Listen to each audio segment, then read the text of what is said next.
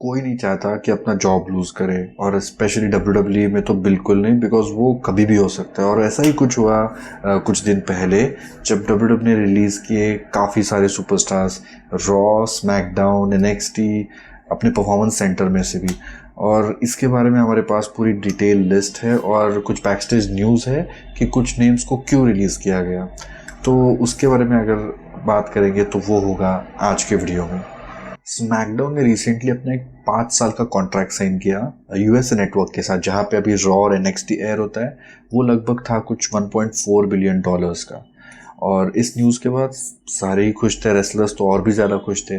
लेकिन इसके बाद डब्ल्यूडब्ल्यू ने जो किया वो सबको चौंका गया था। They basically released a lot of superstars, released as in उनको फायर किया गया, उनको घर भेजा गया। They will not have a job from now on. और ये काफ़ी सरप्राइजिंग था। उनमें से कुछ नाम ज़्यादा सरप्राइजिंग थे और काफ़ी सारे नाम मैं कहूँगा एक्सपेक्टेड था देखा जाए तो। और उसी के बारे में हम बात करेंगे आज। जो फर्स्ट और सबसे बिगेस्ट नाम जो रिलीज़ हुआ है, रेसलर जो रिलीज़ हुआ है, उनका नाम है Dolph Ziggler. yes, that was a huge shock for anybody who follows wrestling। उस बंदे ने इतने सारे मैचेस रेसल किए, लगभग 1554 1554 matches he has wrestled in WWE till he was fired of course. 19 साल तक वो डब्ल्यूडब्ल्यू के साथ थे। 2 time world champion, intercontinental champion, US champion, NXT champion भी वो रिसेंटली बने थे। ऐसा कुछ नहीं है जो उन्होंने अचीव नहीं किया। डब्ल्यूडब्ल्यू में मनी इन द बैंक जीते थे, सर्वाइवर सीरीज में he was the lone survivor. और मैंने ऐसे सुना था, एक बैकस्टेज न्यूज़ है ये, कि उनका जो कॉन्ट्रैक्ट था डब्ल्यूडब्ल्यू में, इट वाज वर्थ $1 मिलियन, जो कि जिस का पोजीशन में वो यूज़ कर किए जाते थे कंपनी में, ही was not a main Evander, या फिर वो कोई बड़े चैंपियनशिप्स नहीं जीत रहे थे। और गए I think in a lot of months, तो वो टीवी में दिखे भी नहीं है। सो उस हिसाब से उनके थोड़ा कॉन्ट्रैक्ट हैवी था, ज़्यादा था। तो this might be one of the reason कि ही वॉज लेट गो, क्योंकि अभी डब्ल्यूडब्ल्यू और यूएफसी जो मर्ज हुए हैं तो काफ़ी सारे चेंजेस एक्सपेक्टेड थे। सो उनमें से सबसे बड़ा शॉक जो था वो था डॉल्फ ज़िगलर का। दूसरा जो नाम आता है वो है इलायस का।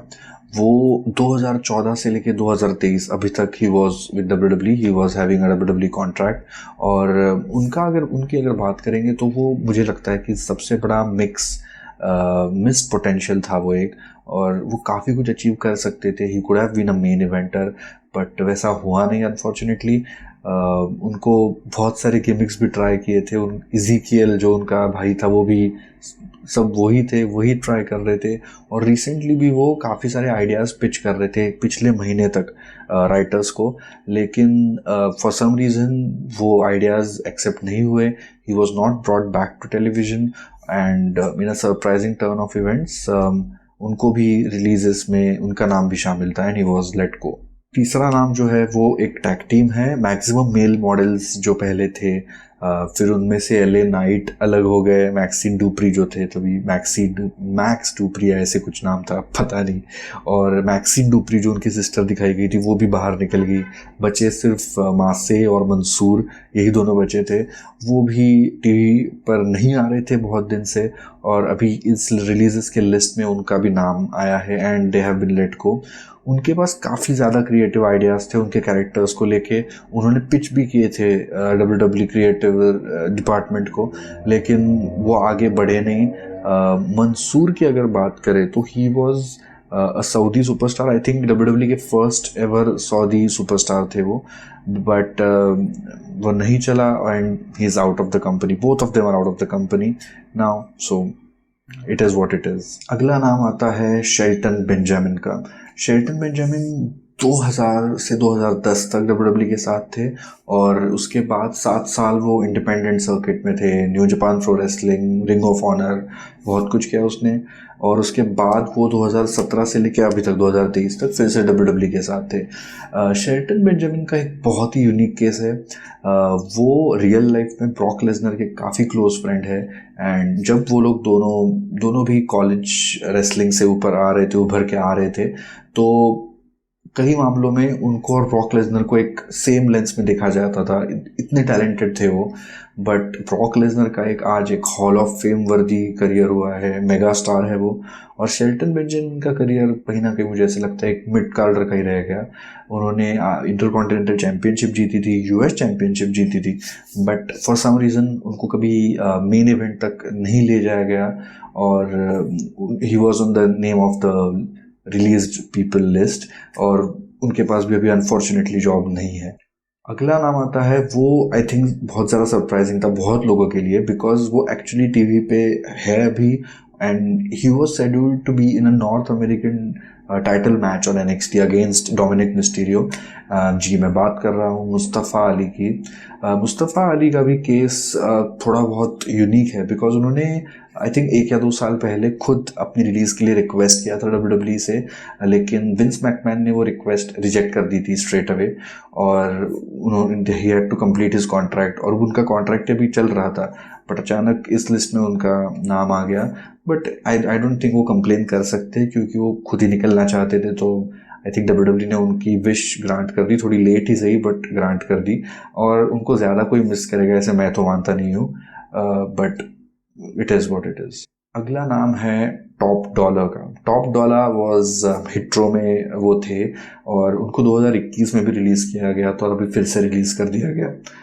आई थिंक उनका सबसे ख़राब नसीब है पूरे हिट्रो जो उनका स्टेबल है उसमें से सबसे ख़राब नसीब उन्हीं का है। 2 बार फायर हो चुके हैं ऑलरेडी, और अभी भी वो अशांते, एडोनिस और BFAB के साथ एक ग्रुप में थे।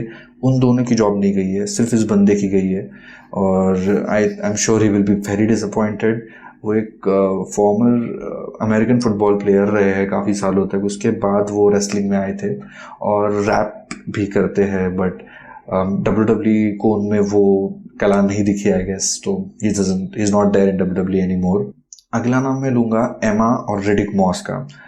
द रीज़न मैं उनका नाम एक साथ ले रहा हूँ इज़ बिकॉज रियल लाइफ में दे आर एंगेज्ड और रिसेंटली एंगेज हुए थे। और एमा आई थिंक काफ़ी सालों तक WWE के साथ थी पहले, फिर उनको रिलीज़ किया गया और अभी रिसेंटली उनको वापस साइन किया गया। और सबसे शॉकिंग बात यह है कि वो आज तक कभी कोई विमेंस चैम्पियनशिप NXT में भी नहीं जीत पाई।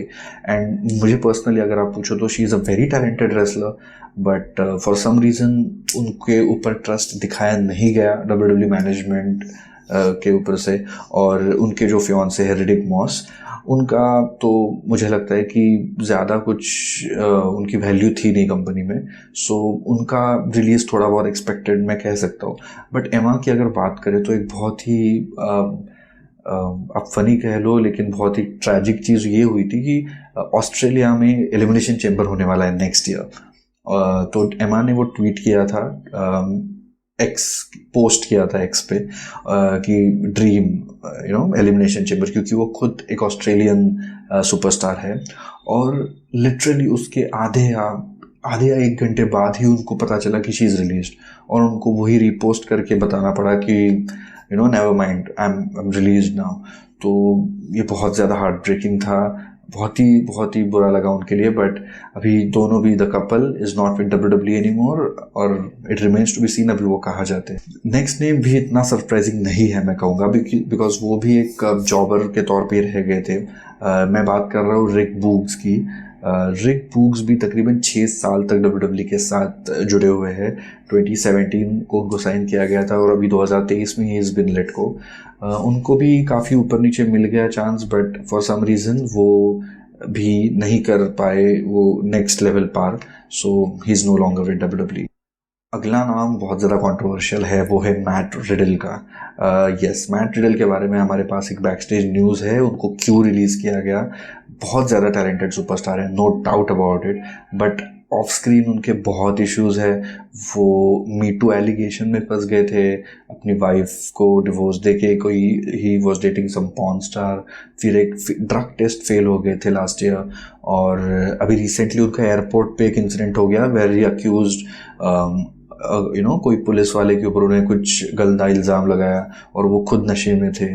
और उनका जब WWE से पहले ही वॉज अ UFC सुपरस्टार, तो UFC में भी उनका डेना वाइट जो UFC के चेयरमैन है, उनके साथ बहुत बड़ा झगड़ा होकर वो बाहर निकले थे। तो अभी मुझे ऐसे लग रहा है कि WWE UFC की पार्टनरशिप की वजह से एक वो रीज़न वो है कि उनको रिलीज़ किया गया। दूसरा रीज़न यही उनके जो ऑफ स्क्रीन इश्यूज़ है। WWE ऑफिशियल्स का ये मानना था, ये न्यूज़ मिली है कि उनको जितने भी चांसेस दिए गए उन्होंने सारे जला दिए अभी, तो उनको अभी उनके ऊपर भरोसा रहा नहीं है और इसलिए उनको रिलीज़ किया गया। अगला नाम है आलिया का। आलिया इराकी सीरियन डिसेंट की है और वो 2015 से लेकर 2023 तक WWE में एज अ रेसलर थी और पिछले एक साल से क्रिएटिव के पास उनके लिए कोई प्लान्स नहीं थे, ये न्यूज़ बाहर आई है। और उनका एक यूनिक रिकॉर्ड है उनके नाम पे, द फास्टेस्ट विक्ट्री 3.17 सेकेंड्स में उन्होंने नटालिया को हराया था। सो दैट रिकॉर्ड्स अभी उनके ही नाम पे है अभी भी, but she was let go from WWE। अगला नाम शायद इंडियन फैंस को थोड़ा मायूस कर सकता है, वो नाम है शैंकी का। शैंकी अभी रिसेंटली जो इंडिया में सुपरस्टार स्पेक्टिकल इवेंट हुआ WWE का, उसमें उन्होंने गुंथर को रेसल किया था इंटरकॉन्टिनेंटल चैंपियनशिप के लिए। लेकिन ऐसा कहा जा रहा है बैक स्टेज कि उनको इन रिंग जितना उनका प्रोग्रेस होना चाहिए था वो दिख नहीं रहा है। That is the main reason why he has been let go. लेकिन उनका बैक स्टेज बहुत ही अच्छा इंप्रेशन है, इज़ काफ़ी लोग उनको पसंद करते हैं और ये मैटर इसलिए करता है क्योंकि जब वापस आना पड़ता है WWE में कभी किसी को, तो ये चीज़ें बहुत ज़्यादा मैटर करती है। बट शैंकी के लिए आई थिंक ये जर्नी फ़िलहाल यहीं पे रुक गई है WWE में। अगला नाम है डेना ब्रुक का। डेना ब्रुक 2013 से WWE में है, अभी तक 2023 तक थी। एक फॉर्मर बॉडी बिल्डर रह चुकी है और रिसेंटली उनको रॉ और स्मैकडाउन से निकाल के NXT में डाला गया था। वो भी टीवी पे तो आ ही रही थी NXT में, लेकिन उनको भी लेट गो किया गया। रिंग में वो रिसेंटली कुछ प्रोग्रेस दिखाना चालू किया था उन्होंने after 10 years almost, but I think वो इनफ नहीं था और उनको दरवाज़ा दिखाया गया है फिलहाल WWE। अगला नाम है क्विंसी एलियट का। ज़्यादा लोग उनको शायद नहीं जानते होंगे, NXT में थे वो, लेकिन उनके बहुत ज़्यादा कंट्रोवर्सीज हुई है सोशल मीडिया पे। उनके कुछ ओपिनियंस है जो थोड़े बहुत अजीब है और ऐसा भी कहा गया है बैक स्टेज कि उनके इतने सारे इश्यूज़ है कि उनको उस कंपनी में रख ही नहीं सकते थे। सो वो एक और नाम है जिनको निकाला गया है WWE से, बट आई थिंक वो सरप्राइजिंग बिल्कुल भी नहीं है। अगला नाम है डब्बा कैटो का, जो कमांडर अजीज़ के भी गिमिक में आए थे अपोलो क्रूज के साथ। उनका भी इन द रिंग या कोई प्रोग्रेस मुझे नहीं दिखा। इवन कैरिज्मा भी लैकिंग था, सिर्फ हाइट थी, एक पर्सनालिटी थी, बट उसके अलावा भी बहुत चीज़ें लगती है WWE में if you want to be with the company for a long time. और उनको भी लेट गो किया गया।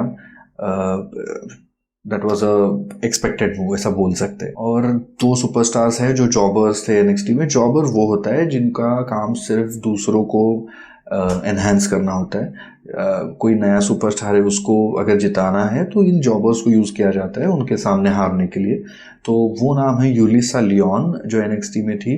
उनको निकाला गया है WWE से, NXT से बेसिकली। और इकेमेन जीरो जो काफ़ी कलरफुल अटायर पहनते थे, so even he is no longer with WWE। इन दोनों को भी निकाला गया है। फिर कुछ नाम हैं जो परफॉर्मेंस सेंटर में, WWE का जो परफॉर्मेंस सेंटर है उसमें थे, या कभी कभी NXT लेवल अप जो शो है उसमें आते थे। और इनके नाम ज़्यादा किसी को पता नहीं होंगे, बट फिर भी अगर बताया जाए तो वो नाम है, एक नाम है ब्राइसन मोंटाना का, एक है केविन वेंचुरा कॉर्टेज, एक है जो स्प्रिंटर भी थी एलेक्सिस ग्रे, वो भी परफॉर्मेंस सेंटर रिक्रूट थी, उनको भी रिलीज किया गया। और एक नाम है जो है ट्रैक एंड फील्ड चैंपियन थे डैनियल मैकार्थर। ये सारे परफॉर्मेंस सेंटर रिक्रूट्स थे, तो शायद उनकी भी प्रोग्रेस इन रिंग वो सीख नहीं पा रहे होंगे प्रोफेशनल रेसलिंग जितना WWE को एक्सपेक्टेड था जब उनको रिक्रूट किया गया, तो उनको भी लेट गो किया गया है WWE से। सो ये जो लिस्ट थी उसमें से आई थिंक काफ़ी सारे नाम, ऑलमोस्ट 90% नाम एक्सपेक्टेड थे कि उनको यूज़ ही नहीं किया जा रहा था, ना टीवी में ना और कई हाउस शोज़ में, तो वो सॉर्ट ऑफ एक्सपेक्टेड है। लेकिन कुछ नाम जैसे Matt Riddle, Dolph Ziggler, Elias, ये बहुत ज़्यादा सरप्राइजिंग लगे मुझे। पर नाउ द क्वेश्चन इज़ कि इन लोगों का आगे क्या होता है। So I don't know. Dolph Ziggler का एक स्टैंड अप कॉमेडी करियर भी है, वो पॉलिटिक्स के ऊपर भी बात करते हैं। सो आई डोंट नो इफ़ वो और कहीं जाएंगे। उनके भाई, सगे भाई रायन नेमेथ AEW में है, ऑल एलिट रेसलिंग में। सो AEW एक जगह है जहाँ पे इनमें से कुछ सुपरस्टार्स हमको आगे जाके दिख सकते हैं, या फिर न्यू जापान प्रो रेसलिंग में या इम्पैक्ट रेसलिंग में, कहीं पे भी जो जनरली होता भी है इस इंडस्ट्री में, वहाँ कहीं जा सकते हैं। जॉब लूज़ करना एक बुरी बात होती है, no doubt about it, and I feel sorry for all of them, but कभी कभी ये एक मौका भी मिल सकता है खुद को री इन्वेंट करने का। फॉर एग्जाम्पल जैसे ड्रू मैकिंटायर ने किया, ड्रू मैकिंटायर को भी लेट गो किया गया था और उन्होंने कम्प्लीटली अपने आप को रीपैकेज किया और खुद को डेवलप किया, इम्प्रूव किया और वापस आ गए। ऐसे कई सुपरस्टार्स हैं, कोडी रोड्स का एग्जांपल देख लीजिए। और यू नेवर नो, रेसलिंग में समटाइम्स ऐसा कुछ हो सकता है, but we wish the best to all these superstars and I'm sure everybody will do very good. हमारे चैनल में अगर आप नए हैं तो प्लीज़ सब्सक्राइब कीजिए हमारे चैनल को, इससे हमें मोटिवेशन मिलता है और ऐसे वीडियोस आपके लिए बनाने का। And please like this video and share with your pro wrestling friends and thanks for watching.